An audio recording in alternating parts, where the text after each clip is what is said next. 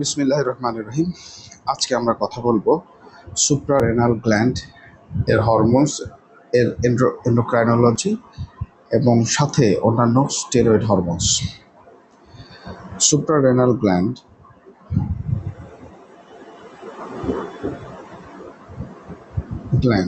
Suprarenal gland endocrinology.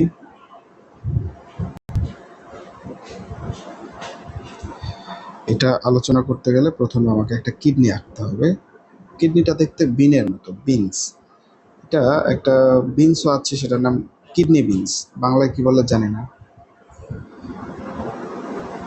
তো এই কিডনির আপার পোলে এই মুকুটের মতো একটা ট্রায়াঙ্গুলার শেপ অর্গান থাকে, এটার নামই সুপ্রারেনাল গ্ল্যান্ড। এটাকে যদি আমরা এখানে বড় করে আঁকি, এটা হচ্ছে একটা সুপ্রারেনাল গ্ল্যান্ড। চিন্তা করলাম ভিতরের যে কোর, সেটাকে বলা হচ্ছে অ্যাড্রেনাল মেডুলা।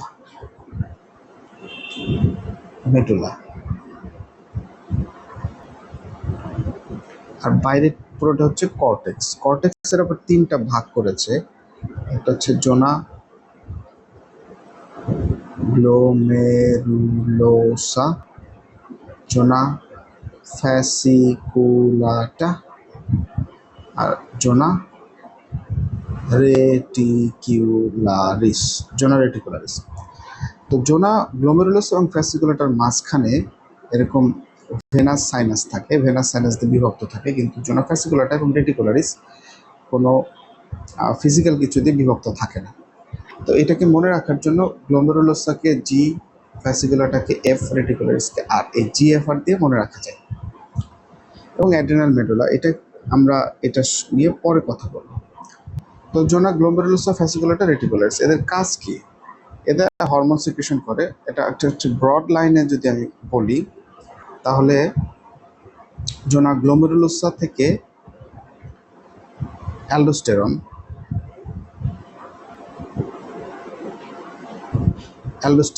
এটাকে বলে অ্যালডোস্টেরন বা মিনারেলোকর্টিকয়েড।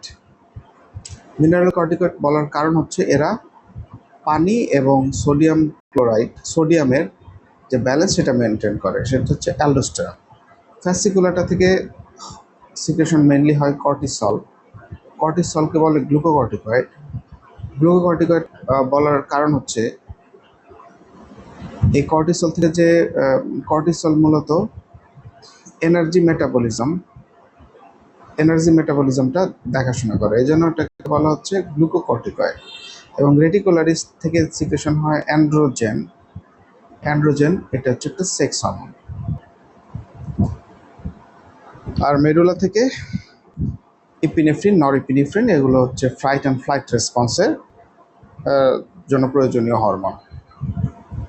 এখন আমরা যদি এটার আরো ডিটেইলসে আলোচনা করি যে কিভাবে এই হরমোনগুলো সিনথেসিস, এগুলো কিন্তু সবগুলো এই মেডুলার হরমোনগুলো বাদ দিয়ে, অ্যাড্রেনাল মেডুলার হরমোনগুলো বাদ দিয়ে, এইগুলো কিন্তু স্টেরয়েড হরমোন। স্টেরয়েড হরমোন মানে স্টেরয়েড হরমোন তৈরি করতে কি লাগে? কোলেস্টেরল। এই কোলেস্টেরলটা কোত্থেকে আসে? কোলেস্টেরলটা লিভার থেকে তৈরি হয় কোলেস্টেরল। যদি আমি এই ফোঁটাগুলোকে কোলেস্টেরল ড্রপলেট চিন্তা করি, এগুলো এই এলডিএল দিয়ে এরকম কাভার্ড থাকে, এলডিএল দিয়ে। তো এলডিএল দিয়ে এরা লিভার থেকে পেরিফেরিতে ট্রান্সপোর্ট হয়। এই অ্যাড্রেনাল কর্টেক্সের যে সেলগুলো আছে, এটাকে আমি অ্যাড্রেনাল কর্টেক্সের সেল চিন্তা করলে এখানে এলডিএল রিসেপ্টর থাকে। এই এলডিএল এলডিএলটা এই কোলেস্ট্রলটাকে কাভার করে নিয়ে পেরিফেরিতে যাচ্ছে। এই এলডিএল রিসেপ্টরের সাথে যখন এটা বাইন্ড করবে, তখন এই কোলেস্টেরলগুলো সেলের ভিতরে ঢুকে যায়। এখন এই কোলেস্টেরল থেকে কিভাবে এই হরমোনগুলো তৈরি হয়, এখন সেটাই আমরা দেখব। এই জন্য আগে এটাকে আমি ক্লিয়ার করে নেই স্ক্রিনটা।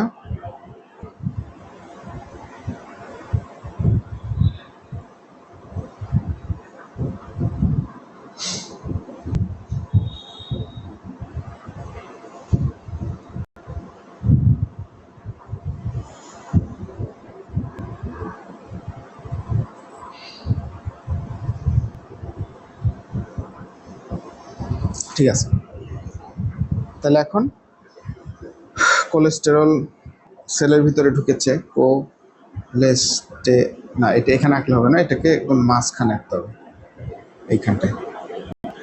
কোলেস্টেরল সেলের ভিতরে ঢুকেছে, ঢোকার পরে এখানে এটাকে মাইটোকন্ড্রিয়াতে এখন ঢুকতে হবে।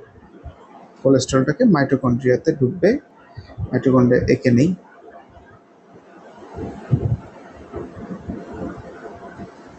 এটা একটা মাইটোকন্ড্রিয়া। মাইটোকন্ড্রিয়াতে ঢুকবে যে, এটা স্টেরয়েড ক্যারিয়ার প্রোটিন দিয়ে ঢুকতে হবে। স্টেরয়েড ক্যারিয়ার প্রোটিন এদের মাইটোকন্ড্রিয়াতে ঢুকবে। মাইটোকন্ড্রিয়াতে একটা এনজাইম আছে, সেটার নাম হচ্ছে ডেজমোলেজ। ডেজমোলেজ ডেজমোলেজ এনজাইম। এই ডেজমোলেজ এনজাইম এই কোলেস্টেরলটাকে পরিণত করে প্রেগনিনোলন তৈরি করে। প্রেগনিনোলন থেকে 3 বিটা হাইড্রক্সি স্টেরয়েড ডিহাইড্রোজিনেস, এটা দিয়ে হয় প্রজেস্টেরন। এই প্রজেস্টেরন থেকে এই যে প্রজেস্টেরন তৈরি হলো, এই প্রজেস্টেরনটা আবার মাইটোকন্ড্রিয়ার ভিতরে যায়, সেখানে আরেকটা এনজাইম আছে 17 আলফা হাইড্রক্সিলেজ। এই 17 আলফা হাইড্রক্সিলেজ এখান থেকে হবে 17 আলফা প্রজেস্টেরন। 17 alpha progesterone. তো 17 আলফা প্রজেস্টেরন থেকে অনেকগুলো স্টেপ এখানে আছে, লিপিং কটের ফার্মাকোলজিতে খুব সুন্দরভাবে আছে, সেখান থেকে দেখে নেওয়া যায়। তো আমি অত স্টেপে যাব না। এই 17 আলফা প্রজেস্টেরন থেকে 17-20 লাইয়েজ এই এনজাইম দিয়ে অনেকগুলো স্টেপের পরে টেস্টোস্টেরন তৈরি। টেস্টোস্টেরন থেকে 5 আলফা রিডাকটেজ, এটা দিয়ে তৈরি হবে। টেস্টোস্টেরন থেকে 5 আলফা রিডাকটেজ দিয়ে তৈরি হবে ডাইহাইড্রোটেস্টোস্টেরন।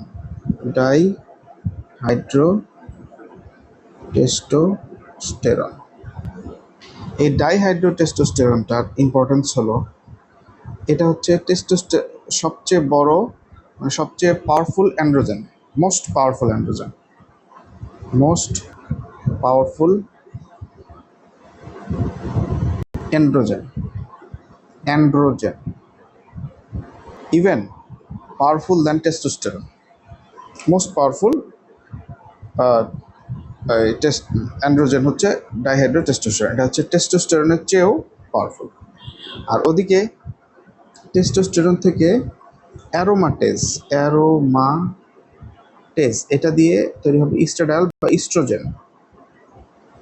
ইস্ট্রোজেনে লিখে দিলাম, ইস্ট্রাডাইল বা ইস্ট্রোজেন তৈরি হবে।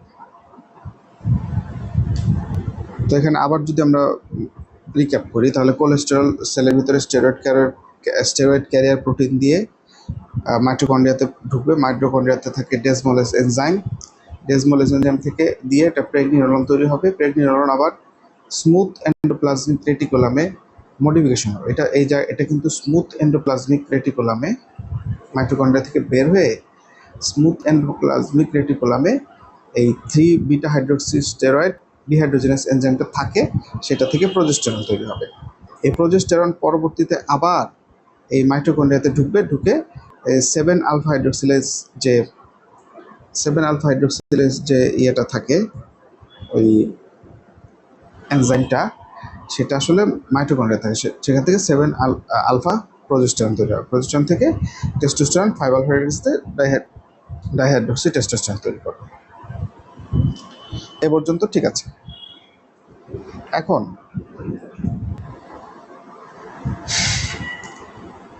এটা হচ্ছে অ্যান্ড্রোজেন তৈরি করলো। এই কোলেস্টেরল থেকে আমরা অ্যান্ড্রোজেন তৈরি করলাম। কোলেস্টেরল থেকে কেমন হয়ে গেল, এটা মুছে ফেলি।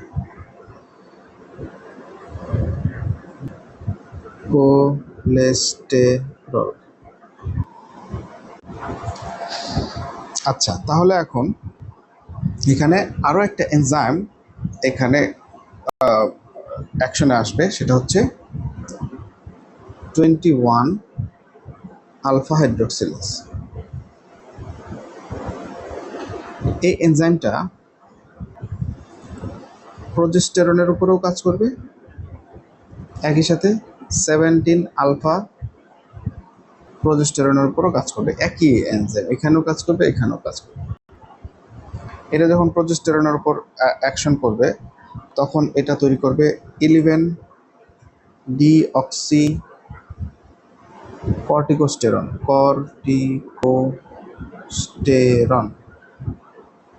এবং এটা যখন 17 আলফা প্রোজেস্টেরনের উপর কাজ করবে তখন এটা তৈরি করবে 11 ডিঅক্সি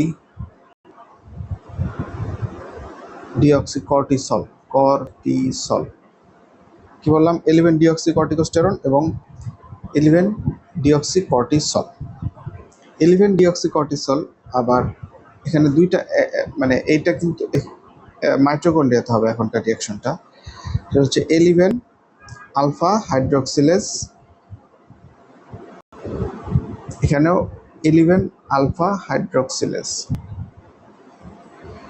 দুই জায়গায় একই এনজাইম কাজ করে এখানে কর্টিসল তৈরি করবে, কর্টিসল। এই কর্টিসলটাই হচ্ছে গ্লুকোকর্টিকয়েড। এটা জোনা ফ্যাসিকুলাটাতে এই এ পর্যন্ত আসবে, কিন্তু জোনা গ্লোমেরুলাসে আরেকটা এক্সট্রা এনজাইম থাকে। ডিঅক্সিকর্টিকোস্টেরন থেকে 11 আলফা হাইড্রোক্সিলেজ দিয়ে কর্টিকোস্টেরন তৈরি করবে, কর্টিকোস্টেরন। এই কর্টিকোস্টেরন জোনা গ্লোমেরুলাসে আরেকটা এক্সট্রা এনজাইম থাকে, সেটা হচ্ছে 18 আলফা হাইড্রোক্সিলেজ। এটার আরেকটা নাম হচ্ছে অ্যালডোস্টেরন সিনথেস। অ্যালডোস্টেরন সিনথেস দিয়ে অ্যালডোস্টেরন তৈরি করবে, অ্যালডোস্টেরন। এটা হচ্ছে জোনা গ্লোমেরুলাসে অ্যালডোস্টেরন সিনথেস বা 18 আলফা হাইড্রোক্সিলেজ এনজাইমটা থাকে, সেজন্য শুধুমাত্র জোনা গ্লোমেরুলাসেতেই অ্যালডোস্টেরন তৈরি হয়, কিন্তু জোনা ফ্যাসিকুলাটা বা রেটিকুলারিসে এটা তৈরি হয় না, অ্যালডোস্টেরনটা। এবং 21 হাইড্রোক্সিলেজ এনজাইমটা এই জোনা ফ্যাসিকুলাটাতে বেশি থাকে বলে এটা কর্টিসল তৈরি করে, আর এটাতে ওই জোনা রেটিকুলাসে কম থাকে, এজন্য এটার এদিকে চলে আসে না, এটা এদিকে আর আসে না রিঅ্যাকশনটা, ও সরাসরি এখান থেকে অ্যালডোস্টেরন টেস্টোস্টেরন এগুলো তৈরি করে। এটা হচ্ছে মূল একটা ব্রড লাইন। এখন আমরা দেখব যে কোন এনজাইমের ডেফিসিয়েন্সিতে কি ধরনের ডিজিজ কন্ডিশন তৈরি হতে পারে এবং এটা কিভাবে কন্ট্রোলড হয়। আচ্ছা, প্রথমে আমরা যদি এই এনজাইমটার কথা চিন্তা করি, 3 বিটা হাইড্রোক্সিস্টেরয়েড ডিহাইড্রোজিনেস। এই এনজাইমটা যদি কারো না থাকে, কেন থাকবে না? কারণ হচ্ছে অটোজোমাল রেসিসিভ। এনজাইম সমস্যাগুলো সাধারণত অটোজোমাল রেসিসিভ ডিসঅর্ডার হয়। তো যদি না থাকে তখন কি হবে? তখন আমার এই প্রেগনিডোলন থেকে এই স্টেপগুলোতে আর আসা হবে না, কারণ এটা তো বন্ধ হয়ে গেছে, পথ বন্ধ। তখন কি হবে? এই যে 17 আলফা হাইড্রোক্সিলেজ এনজাইমটা আছে, 17 আলফা হাইড্রোক্সিলেজ, এটা প্রেগনিডোলন থেকে 17 আলফা হাইড্রোক্সি প্রেগনিনোলন তৈরি করে, সেখান থেকে ডাইহাইড্রোক্সি ইপি অ্যান্ড্রোস্টেরন তৈরি হয়, epiandrogen, dihydroxy epiandrogen তৈরি। এটা আবার একটা হচ্ছে উইক অ্যান্ড্রোজেন। উইক অ্যান্ড্রোজেন হওয়ার কারণে এটার টেস্টোস্টেরনের মতো ফাংশন আছে, যেমন একটা মেল বেবিতে পেনিস ডেভেলপ করতে গেলে বা সেক্সুয়াল ক্যারেক্টারিস্টিক ডেভেলপ করতে গেলে টেস্টোস্টেরন দরকার হয়, কিন্তু যাদের এটা 3 বিটা হাইড্রোক্সিস্টেরয়েড ডিহাইড্রোজেনেজ ডেফিসিয়েন্সি থাকে তাদের ক্ষেত্রে ডিএইচএ এ টেস্টোস্টেরনের মতো কাজ করে কিন্তু পুরোপুরি করতে পারে না। সেজন্য কি হয়, পেনিস ডেভেলপ করে। এটা ধরলাম পেনিস, এটা গ্ল্যান্স পেনিসের, এটা হচ্ছে ইউরেথ্রা, যেটা ইউরেথ্রা গ্ল্যান্স পেনিসের একদম আগা পর্যন্ত না গিয়ে এর আগেই ওপেন হয়ে যায়। এটা এই কন্ডিশনের নাম হাইপোস্পেডিয়া হাইপোস্পেডিয়াসিস, এটাকে বলে হাইপোস্পেডিয়াসিস। তার মানে 3 বিটা হাইড্রোক্সিস্টেরয়েড ডিহাইড্রোজেনেজ ডেফিসিয়েন্সিতে হাইপোস্পেডিয়াসিস হয়। আচ্ছা, এখন আমরা আরেকটা হরমোন ডেফিসিয়েন্সি, যদি আমাদের এই হরমোনটা ডেফিসিয়েন্ট থাকে, 17 আলফা হাইড্রোক্সিলেজ এনজাইম নাই, 17 আলফা হাইড্রোক্সিলেজ এনজাইম এটার ডেফিসিয়েন্ট, তখন কি হবে? তখন এই রিয়াকশনটা এখানেই শেষ। তার মানে এই রিয়াকশনটা এখানে শেষ হবে, মানে এই যে প্রজেস্টেরন থেকে যে আমার এই অ্যালডোস্টেরন তৈরি হয়েছিল, এটাই বন্ধ, এটা আর হবে না। প্রজেস্টেরন থেকে এটা আর তৈরি হতে পারবে না, কারণ 7 আলফা হাইড্রোক্সিলেজ যে এনজাইমটা এটা নেই। তখন কি হবে? 17 আলফা হাইড্রোক্সিলেজ এটা নেই,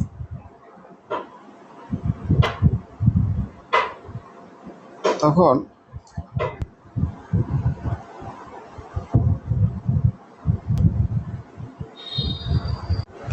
আচ্ছা 17 আলফা হাইড্রোক্সিলেজ নেই, তার মানে আমার রিয়াকশনটা এই পর্যন্ত হবে, এর নিচে আর হবে না, এর নিচে এইটুক রিয়াকশন আর হচ্ছে না, কারণ 17 আলফা হাইড্রোক্সিলেজ নাই। তাহলে কি হবে? প্রজেস্টেরন থেকে আমার অ্যালডোস্টেরন তৈরি হবে, কিন্তু কর্টিসল তৈরি হবে না। কর্টিসল যদি তৈরি না হয়, কর্টিসল আবার এটার একটা ব্যাপার আছে, সেটা হচ্ছে এই ডেসমোলেসটাকে স্টিমুলেশন দেয় এসিটিএইচ, অ্যাডেনোকর্টিকোট্রপিক হরমোন। ডেসমোলেসকে আবার স্টিমুলেশন দেয় গ্লুকোকর্টিকয়েড কমে গেলে এসিটিএস সিক্রেশন হবে। এসিটিএস সিক্রেশন হলে ডেসমোলেসকে স্টিমুলেশন দেবে, ডেসমোলেস তার পরবর্তী রিয়াকশনগুলো ঘটাবে। এখন যার এই 17 আলফা হাইড্রোক্সিলেজ এনজাইমটা নেই, তার ক্ষেত্রে এই যে এর নিচে রিয়াকশনগুলো হবে না, অর্থাৎ এই যে গ্লুকোকর্টিকয়েডটা জোনা ফ্যাসিকুলাটাতে তৈরি হবে না। তৈরি না হলে গ্লুকোকর্টিকয়েড লেভেলটা কমে যাবে, কমে গেলে অ্যাড্রেনোকর্টিকোট্রপিক হরমোন এটা বেড়ে গেলে ডেসমোলেস এনজাইমটা স্টিমুলেশন দেবে, তারপরে এই যে অ্যালডোস্টেরন সিক্রেশনটা ফলশ্রুতিতে অ্যালডোস্টেরন সিক্রেশনটা বেড়ে যাবে। তাহলে কি হবে? 17 আলফা হাইড্রোক্সিলেজ 17 আলফা হাইড্রোক্সিলেজ এই এনজাইমটা না থাকলে কি হবে? প্রথম কথা, অ্যালডোস্টেরন বেড়ে যাবে।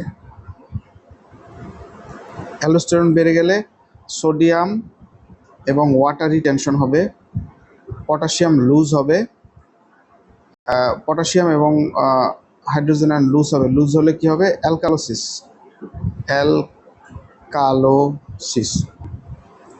হবে। এই যে এটার কারণে ওয়াটার এবং পানি রিটেনশন, সোডিয়াম রিটেনশনের কারণে ব্লাড প্রেশার বেড়ে যাবে, অ্যালকালোসিস হবে। ব্লাড প্রেশার বেড়ে গেলে রেনিন অ্যাঞ্জিওটেনসিন মেকানিজম কমে যাবে, রেনিন অ্যাঞ্জিওটেনসিন এটা কমে যাবে, কমে গেলে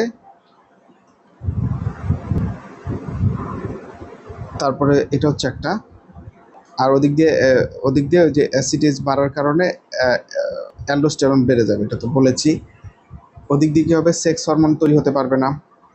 এদিক দিয়ে এখানে সেক্স হরমোন তো এখান থেকে কোনোটাই তৈরি হতে পারবে না। সেক্স হরমোন তৈরি হতে না পারলে সেক্স হরমোন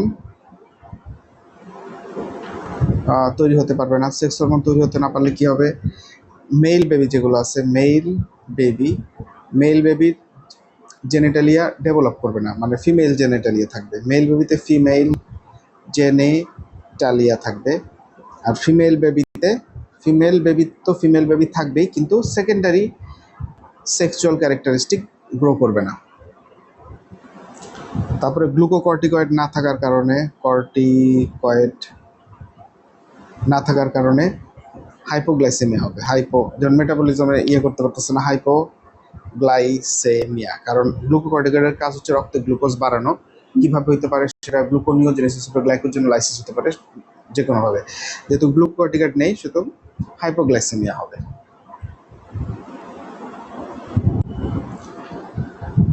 তাহলে আমরা দুইটা চিন্তা করছি। এখন যদি আমি চিন্তা করি যে 21 হাইড্রোক্সিলেজ এই এনজাইমটা নেই, 21 হাইড্রোক্সিলেজ আলফা হাইড্রোক্সিলেজ এই এনজাইমটা ডেফিসিয়েন্ট, তাহলে কি হবে?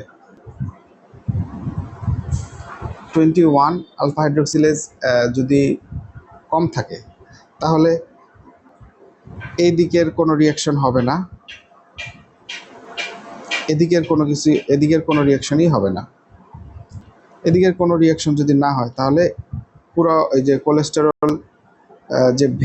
কোলেস্টেরল ভেঙে একদম সব কিছু থেকে তখন এই টেস্টোস্টেরন আর ডিহাইড্রোটেস্টোস্টেরন তৈরি করবে, তাই তো? তখন কি হবে? আমরা কথা বলছিলাম 21 আলফা হাইড্রোক্সিলেজ এই এনজাইমটা নেই, এই এনজাইমটা ডেফিসিয়েন্ট। তাহলে কি হবে? মেল বেবিদের ক্ষেত্রে যেহেতু অ্যান্ড্রোজেন বেশি থাকবে, অ্যান্ড্রোজেন কেন বেশি থাকবে? কারণ হচ্ছে গ্লুকোকর্টিকয়েড তো নেই, 21 আলফা হাইড্রোক্সিলেজ এটা ডেফিসিয়েন্ট থাকলে কি হবে? এই যে গ্লুকোকর্টিকয়েড তৈরি হতে পারবে না। গ্লুকোকর্টিকয়েড কমে গেলে অ্যাড্রেনোকর্টিকোট্রপিক হরমোন বেশি তৈরি হবে। এই যে গ্লুকোকর্টিকয়েড কমে গেলে অ্যাড্রেনোকর্টিকোট্রপিক হরমোন বেশি তৈরি হবে। ওই অ্যাড্রেনোকর্টিকোট্রপিক হরমোন ডেসমোলেসকে স্টিমুলেশন দেবে। ডেসমোলেস কি করবে? সব টেস্টোস্টেরন, আদার্স অ্যান্ড্রোজেন এগুলো তৈরি করতে থাকবে। তাহলে কি হবে? সেক্স হরমোন বেড়ে গেলে বেবিদের ক্ষেত্রে হবে, মেলদের ক্ষেত্রে প্রিকশাস পিউবার্টি, মানে আগেই যখন পিউবার্টি আসার কথা তার আগেই পিউবার্টি চলে আসবে। আরেকটা কি হবে? ফিমেলদের ক্ষেত্রে মাস্কুলানাইজেশন হবে, যেহেতু টেস্টোস্টেরন বেশি, মাস্কিউলোনাইজেশন অফ ফিমেলগুলো মাস্কুলিন হয়ে যাবে। আরেকটা কি?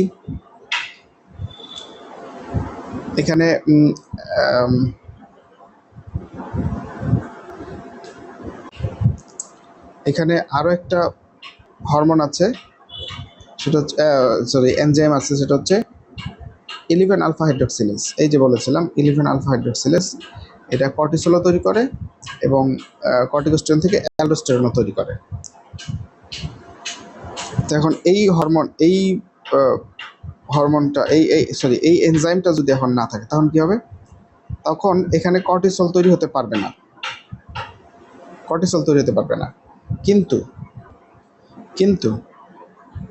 এখানেও কিন্তু অ্যালডোস্টেরন তৈরি হতে পারবে না, কিন্তু ডিঅক্সিকর্টিকোস্টেরন পর্যন্ত তৈরি হলে কি হবে? এই ডিঅক্সিকর্টিকোস্টেরন যে এটা কিন্তু স্ট্রং অ্যালডোস্টেরন ফাংশন এটার স্ট্রং অ্যালডোস্টেরন ফাংশন আছে। ফলে কি হবে? গ্লুকোকর্টিকয়েড নাই, কিন্তু অ্যালডোস্টেরনটা বেশি থাকবে। গ্লুকোকর্টিকয়েড কম থাকার কারণে অ্যাড্রেনোকর্টিকোট্রপিক হরমোনকে স্টিমুলেশন দেবে, ওভার ডেসমোলেসকে স্টিমুলেশন, ডেসমোলেস বেশি 11 ডি অক্সিকর্টিকোস্টেরন তৈরি করতে থাকবে। এটার অ্যালডোস্টেরন ফাংশন আছে এবং ভালোই। আচ্ছা, তাহলে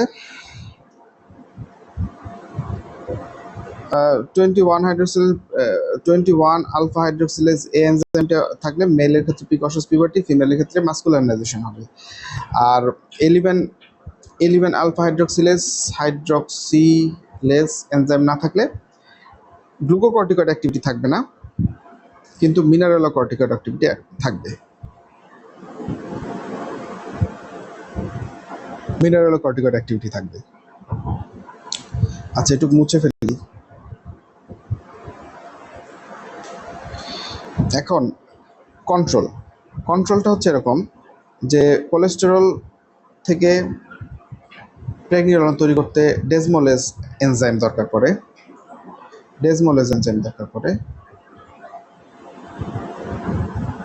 এই ডেসমোলেজটা অ্যাড্রিনোকর্টিকোট্রপিক হরমোন দ্বারা নিয়ন্ত্রিত হয়। তার মানে অ্যাড্রিনোকর্টিকোট্রপিক হরমোন আমার এই সবগুলো অ্যালডোস্টেরন, গ্লুকোকর্টিকয়েড, এই টেস্টোস্টেরন সবগুলোর জন্য দরকার আছে, সবগুলোতে স্টিমুলেশন দেয়। কিন্তু এখানে একটা ব্যাপার আছে, সেটা হচ্ছে এই যে আমি প্রোজেস্টেরন থেকে যে 11 ডিঅক্সিকর্টিকোস্টেরন থেকে যে কর্টিকোস্টেরন, সেখান থেকে 18 আলফা হাইড্রোক্সিলেজ বা অ্যালডোস্টেরন সিনথেজ, এখান থেকে যে অ্যালডোস্টেরন তৈরি করলাম, এখানে অ্যানজিওটেনসিন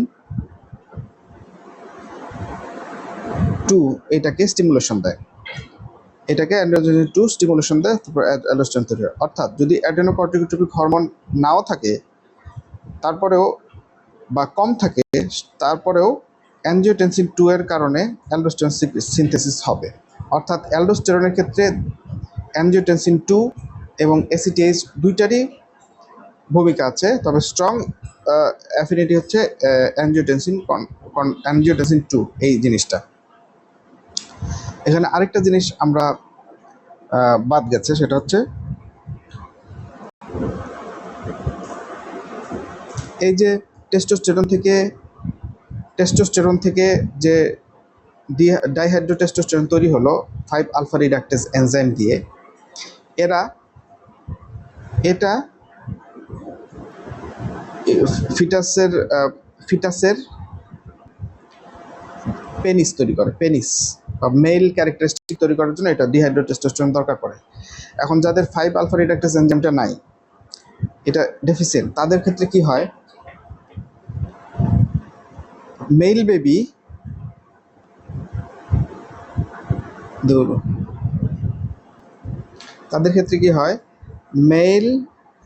বেবি তার গোনাড ডেভেলপ করে না, ফিমেল জেনিটালিয়া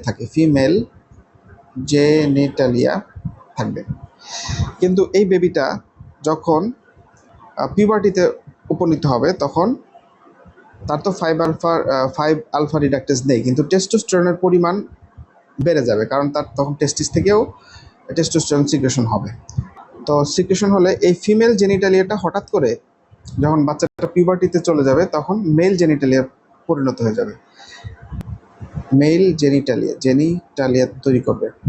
এটাকে বলে পেনিস অ্যাট 12 সিনড্রোম।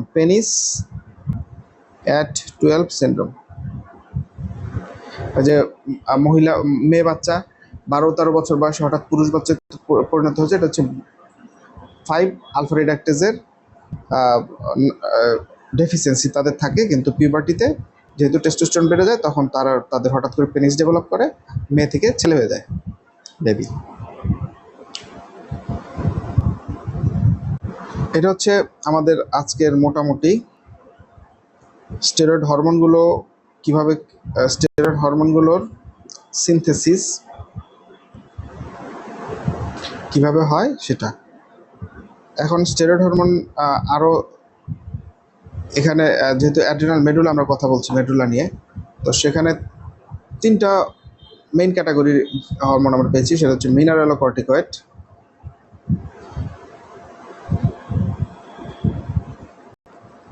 এটা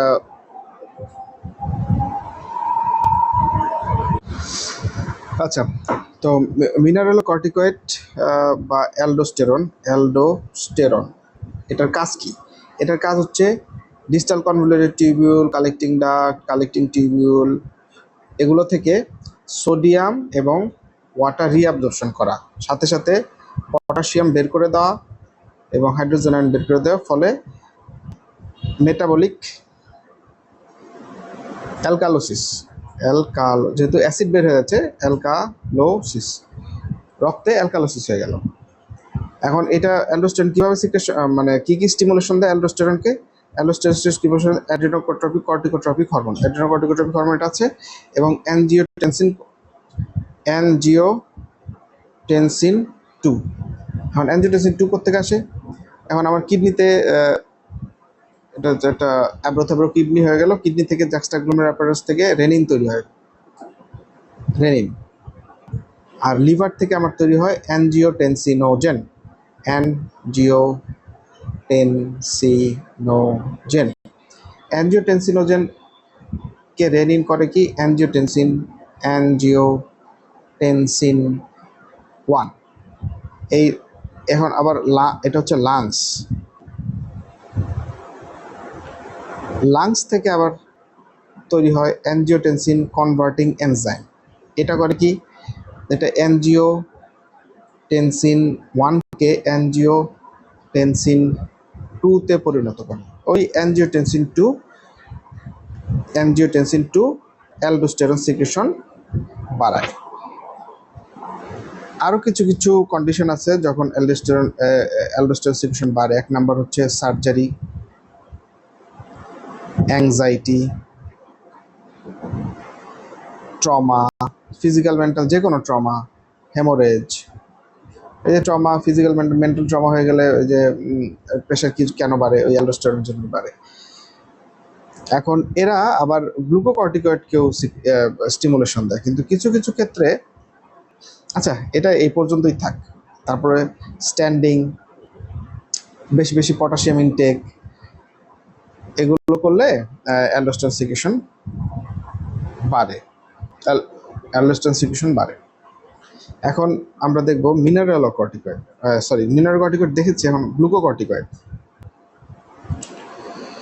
গ্লুকোকর্টিকয়েড এটার কাজ কি? গ্লুকোকর্টিকয়েডের কাজ আমি আগেই বলেছি, energy metabolism.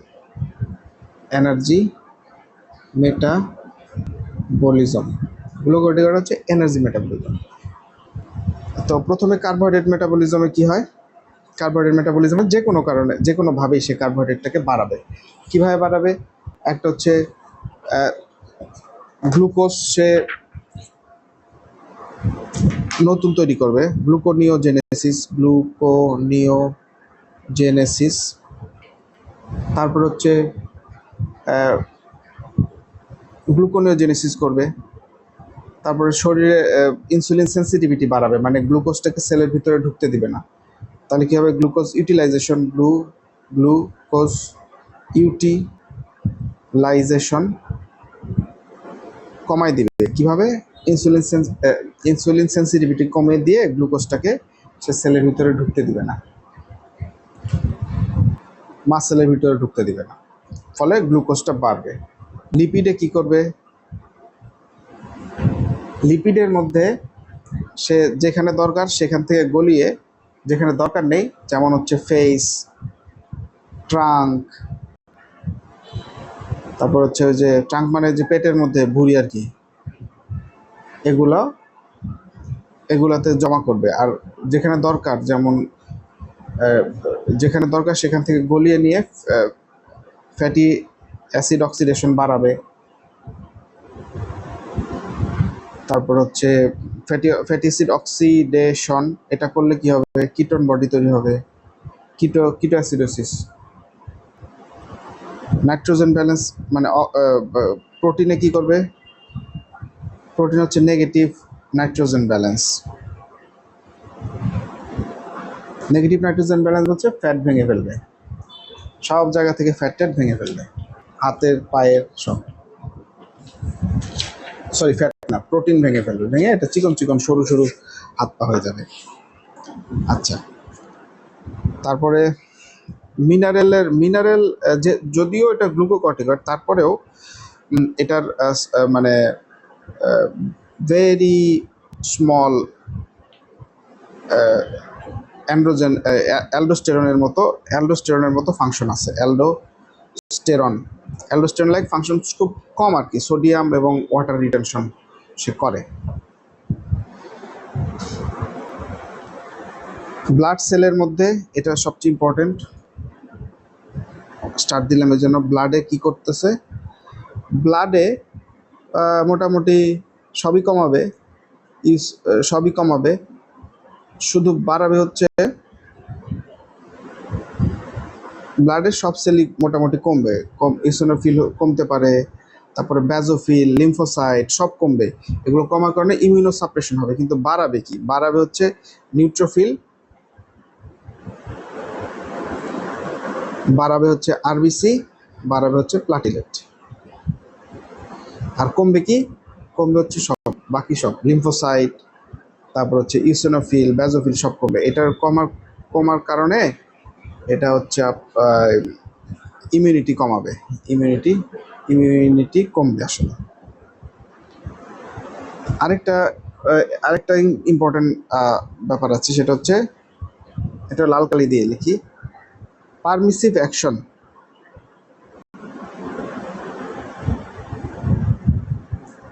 Permissive action of glucocorticoid. Permissive মানে কিসের পারমিসিভ? একটা হচ্ছে গ্লুকাগনের পারমিসিভ, গ্লুকাগনের যে ফাংশন, যে ব্লাডে গ্লুকোজ বাড়ানো, এটাকে ফ্যাসিলিটেট করবে পারমিসিভ অ্যাকশন, মানে এটা পারমিসিভ মানে এটার ফাংশন বাড়াবে। এবং ক্যাটেকোলামাইন যেটা আছে, অ্যাড্রেনাল মেডুলা থেকে যে ক্যাটেকোলামাইনগুলো তৈরি হয়, ক্যাটেকোলামাইন, এই অ্যাড্রেনাল মেডুলার যে ক্যাটেকোলামাইনগুলো সেগুলোর কয়েকটা, একটা হচ্ছে প্রেসর ইফেক্ট, প্রেসর, ব্রঙ্কোডাইলেশন,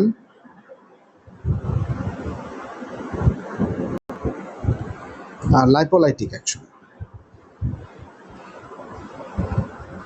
এই ক্যাটেকোলামাইনের প্রেসর ইফেক্ট, ব্রঙ্কোডাইলেশন এবং লাইপোলাইটিক অ্যাকশন বাড়াবে। কিভাবে, মানে প্রেসর ইফেক্ট মানে কি, প্রেসর ইফেক্ট মানে ভ্যাজোকনস্ট্রিকশনের যে ইফেক্টটা ক্যাটেকোলামাইন করতো সেটা এই গ্লুকোকর্টিকয়েড ছাড়া হবে না, ব্রঙ্কোডাইলেটেশনও হবে না, লাইপোলাইটিক অ্যাকশনও মানে ফ্যাট ভাঙারটাও হবে না, ফ্যাট ভাঙার অ্যাকশনটাও সে করতে পারবে না। আরও বলেছি যে স্ট্রেসে কি হয়, anti inflammatory effect, allergic effect, immuno suppression effect, এগুলো হচ্ছে এই গ্লুকোকর্টিকয়েডের কাজ। এখন কয়েকটা ডিজিজ কন্ডিশন দেখি।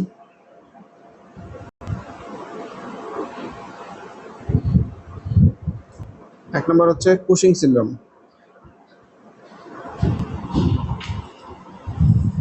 কুশিংস সিনড্রোম, কুশিং সিনড্রোম মানে কি, মানে হচ্ছে কোনো কারণে এই যে গ্লুকোকর্টিকয়েড বেড়ে গেছে, গ্লুকোকর্টিকয়েড বেড়ে গেছে। গ্লুকোকর্টিকয়েড বাড়লে কি হবে, ওই যে সব জায়গা থেকে ফ্যাট মোবিলাইজ করে মুখে, পেটে, গলায় এগুলোতে জমা করবে। তার মানে কি, মুন ফেস হবে, প্রোট্রুডেড বেলি, কিন্তু লিম্বগুলো থাকবে চিকন চিকন। সাথে কি হবে, যেহেতু গ্লুকোকর্টিকয়েডের একটু ওই কি বলে, গ্লুকোকর্টিকয়েডের অ্যালডোস্টেরনের মতো কিছু ফাংশন আছে, সেজন্য সোডিয়াম ওয়াটার রিটেনশন করবে, ফলে ব্লাড প্রেশারটা বেড়ে যাবে,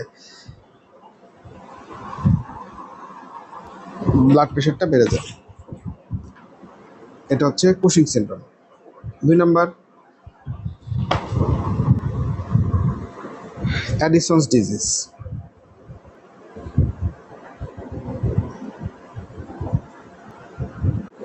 অ্যাডিসনস ডিজিজ মানে কি, অ্যাডিসনস ডিজিজ এই যে গ্লুকোকর্টিকয়েডটা কমে গেছে, গ্লুকোকর্টিকয়েডটা বেড়ে গেলে কুশিং সিনড্রোম। গ্লুকোকর্টিকয়েড এটা কমে গেছে, অথবা আচ্ছা আগে কমারটাই চিন্তা করি, গ্লুকোকর্টিকয়েড কমে গেলে কি হবে, অ্যাড্রিনোকর্টিকোট্রপিক হরমোন বেড়ে যাবে, কর্টিকোট্রপিক হরমোন বেড়ে যাবে। অ্যাড্রিনোকর্টিকোট্রপিক হরমোন বেড়ে গেলে গ্লুকোকর্টিকয়েড কমার কারণেও অ্যাড্রিনোকর্টিকোট্রপিক হরমোন বাড়তে পারে, অথবা অ্যাড্রিনোকর্টিকোট্রপিক হরমোনের ওই পিটিউটারিতে যদি কোনো টিউমার থাকে সেক্ষেত্রেও বাড়তে পারে, অথবা লাংসে ক্যান্সার, অন্য কোনো ক্যান্সার সেলগুলো অ্যাড্রিনোকর্টিকোট্রপিক হরমোন তৈরি করতে পারে। তখন অ্যাড্রিনোকর্টিকোট্রপিক হরমোন বেড়ে গেলে অ্যালডোস্টেরন বাড়বে। অ্যালডোস্টেরন বাড়লে কি হবে, পানি রিটেনশন করবে, সোডিয়াম এবং ওয়াটার রিটেনশন করবে।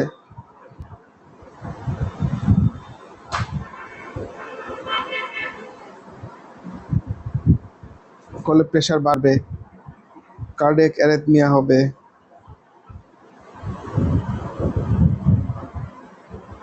ইনসুলিন সেন্সিটিভিটি বেড়ে যাবে, হাইপোগ্লাইসেমিয়া হবে, মানে গ্লুকোকর্টিকয়েড কমে গেছে। আচ্ছা, এই কথাটা আবার আমি বলি।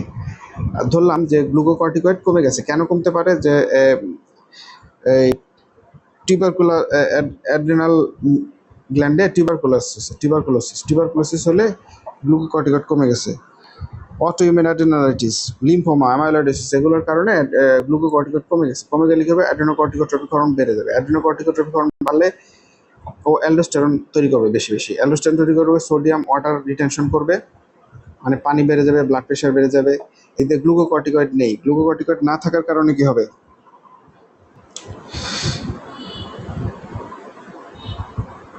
গ্লুকোকর্টিকয়েড না থাকার কারণে ওই যে গ্লুকোকর্টিকয়েডের একটা কাজ হচ্ছে ইনসুলিন সেন্সিটিভিটি বাড়ানো। সেন্সিটিভিটি বাড়ানো। ইনসুলিন সেন্সিটিভিটি যখন বাড়ে, তার মানে হচ্ছে এই ইনসুলিন সেন্সিটিভিটি বাড়া মানে কি? মানে সেলের ভিতরে গ্লুকোজ প্রবেশ করতে দেয় না, মোট কথা রক্তে গ্লুকোজ বাড়ায়। কিন্তু গ্লুকোকর্টিকয়েড ছাড়া ইনসুলিন সেন্সিটিভিটি এগুলো নর্মাল হয়ে যাবে, ফলে সেলের ভিতরে গ্লুকোজ ঢুকে যাবে, হাইপোগ্লাইসেমিয়া হবে, হাইপোগ্লাইসেমিয়া হবে রোগীর। তারপর হচ্ছে মেটাবলিক,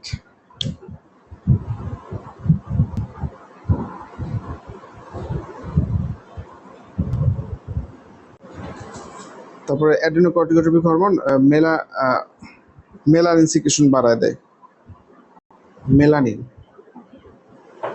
এই জন্য হাইপার পিগমেন্টেশন হবে, হাইপার পিগমেন্টেশন।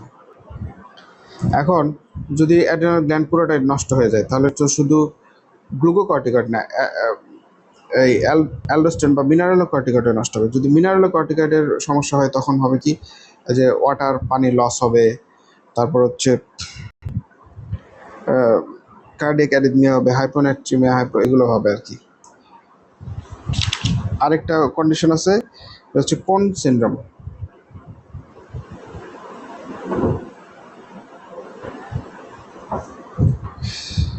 কোন সিনড্রোম মানে কি? মানে হচ্ছে প্রাইমারি হাইপার অ্যালডোস্টেরনিজম, অ্যালডোস্টেরন বেশি। গ্লুকোকর্টিকয়েড বেশি হলে কুশিং সিনড্রোম, অ্যালডোস্টেরন বেশি হলে কোন সিনড্রোম। অ্যালডোস্টেরন বেশি হলে কি হবে? এটা তো সবাই জানে।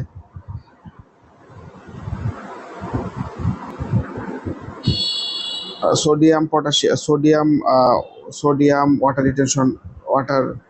রিটেনশন হবে, ব্লাড প্রেশার বাড়বে, ইনক্রিজ টোটাল সোডিয়াম কন্টেন্ট,